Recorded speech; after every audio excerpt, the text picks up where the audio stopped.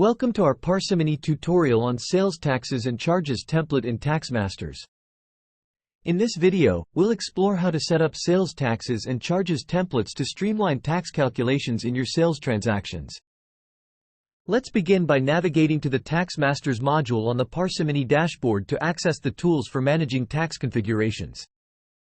Within the TaxMasters module, Sales Taxes and Charges templates allow you to define tax rules that can be applied to sales transactions. Click on Sales Taxes and Charges template to start creating a new tax template.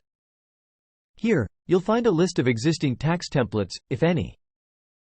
To create a new tax template, click on the New button. In the creation form, you'll define the details of the tax template. Start by entering a name for your tax template. Choose the type of tax you're configuring and select the account head. Enter the tax rate applicable for this tax template. Once you've filled in all the necessary details, click Save to create the tax template. Your tax template is now saved and ready to be applied to sales transactions. You can edit or modify existing tax templates at any time by clicking on the Edit button. If you need to remove a tax template, you can do so by clicking on the Delete button. Fantastic!